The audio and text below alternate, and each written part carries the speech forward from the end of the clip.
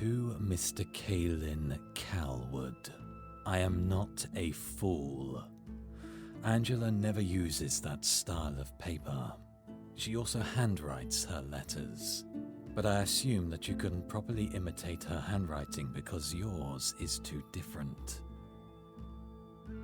You couldn't even use your own typewriter. This is the one from New Sawn's library, the one with the crooked E. Your letter is a sad, failed attempt at forgery, and an even sadder, loathsome parody of Angela's originals. Do not try this again. Signed, Devere.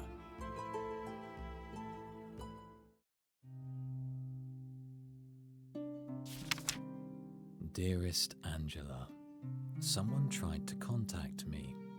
I don't know this stranger, but I know that his name is Caelan Calwood and that he's from New Sawn. He wants our correspondence. He made a pathetic attempt at trying to impersonate you in a letter. Against my better temperament, I sent him a reply to go to hell. But this letter greatly concerns me. He even left it at the usual spot. How did he know about that? Has he been doing anything to you? I will send him a nightmare to frighten him. My days are filled with thoughts of you. Please, take care of yourself. All my love, Devere.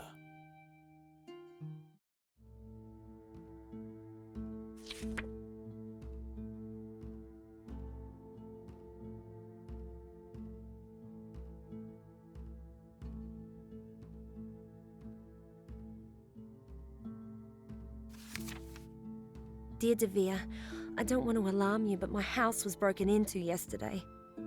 I'm alright. It happened when I was out buying bread and paint. I came home to find the front window smashed with a length of cloth covering the frame, as if to protect someone from the glass shards as they climbed through.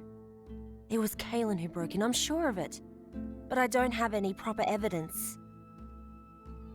I checked around and found nothing missing, even though I had some valuable silverware and some jewelry that a burglar could have easily gotten to. That fits in with my Caelan theory, but it's not enough to get him arrested. I have yet another confession. Caelan was the man whose advances I had rejected less than a month ago. He is an appalling young man with the sort of brutish rudeness of someone who doesn't realize he is being rude. He lacks self-awareness. He hates books and anyone who doesn't think he's right all the time. I haven't told a soul about you, Devere. You are my secret. The reason why Caelan knows anything about us is because he has been following me. In the corner of my eye, I keep spotting him. In the library and shops, down the street. I realize now what he was looking for. He wanted to find out if the reason why I didn't return his affections was because I was seeing someone else. He must really want our letters. I've hidden your letters very well, but I want to give them to you where they'll be safe. Caelan already knows about the rock at the edge of the Ardmore Forest. Something he could only have known from spying on me. And you cannot enter the town. We need another plan. Where can I meet you? In case the letter gets intercepted, write it as a riddle and I will solve it. Yours, Angela.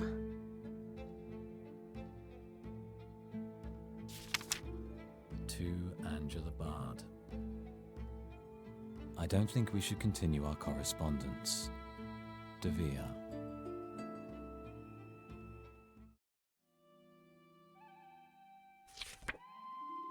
Dearest Devere, I want to thank you for the time we spent together in your home.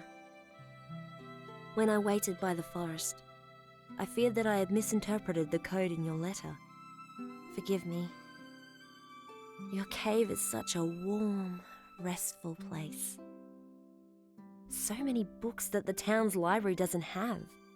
Could spend forever sitting in your armchair, taking in each novel. You'd never get it back. I don't understand why you never sent me a true self-portrait of yourself.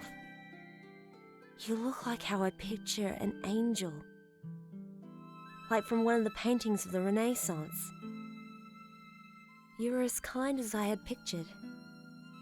One day I'll need to return the favour and cook for you. I never knew mushrooms could have so many different tastes. I think my favourite were the ones that tasted like cooked pork from my childhood. The ones you called angel wings? When we kissed, it was magic. That's how I describe it. So gentle. And then you had the audacity to ask if it was an alright kiss. You're so charming and you don't even know. Hopefully me telling you this doesn't go to your head. When you asked if I wanted to stay the night, I once again became nervous. I wasn't sure what you wanted. I saw there was only one bed, and the armchair, unsuitable for sleep. But my worries soon dissipated. You didn't ask anything of me. You simply lay down next to me and fell asleep. As I lay there between layers of cloth and furs, drifting between sleep and consciousness, I opened my eyes. I saw you walking away to gather more kindling, putting on a thick coat. From my misty, tired vision, it seemed like you had changed your form. A wolf? At first, I thought I was still dreaming. It felt like a dream. But I know it was real. I also want to thank you again for the ring. It's a lovely gift. I didn't say I thought it was pretty to prompt you to give it to me. Honest. The emerald sparkles around the gold band as I walk through the morning sunshine. Rubbing the edge of the gem with my thumb against the band gives me comfort.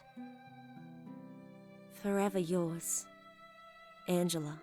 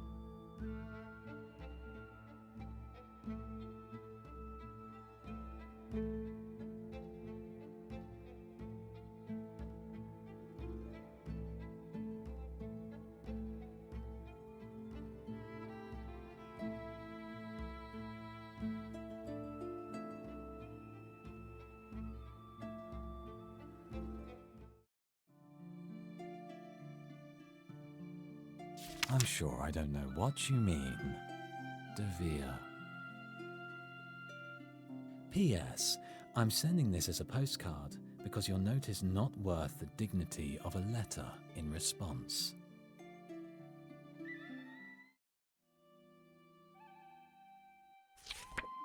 Dearest Devere, I've burned your letter after reading it, as you've instructed. I hated doing that. It was such a beautiful letter, and I don't mean the envelope. I've committed every word to memory. There's nothing to be forgiven, you wrote. I'm touched that you're willing to wait for me. Would you really wait forever? You don't need to answer. I trust you. I want you to fully understand the gravity of that trust. There's no one else I really trust in this town. I can't exactly talk to the women at the book club about this. They'd think I was mad. I went to one of the policemen at the station desk and confided with him about Kaylin following me. The policeman behind the front desk was kind enough and said that he'll give Mr. Carlwood a warning. But I have my doubts that anything will come of it. The police in Newsom are not known for being competent. They're mainly made up of volunteers, some of whom are friends of Kaylin. On my way to the library, Kaylin spotted the ring on my finger. He didn't say anything about it, but when he glanced at it, his face seemed to twist with anger and disgust. I suspect he's jealous. I'm getting tired of this. I'm getting tired of us having to change which rock I hide these letters under. I'm tired of feeling like I've been worn down to a shadow. After spotting the ring, Kaylin tried confronting me about you. He thinks you're a drifter, a vagrant, and other names I won't repeat here. I was close to striking him with a fist. But instead, I turned and walked away. I am tired of having to dodge and weave past Kaylin just to contact you. I want to see you again. I miss hearing your voice already. The Morse code I saw in your room gave me an idea. Be sure to peer out past the forest tonight. Yours faithfully, Angela.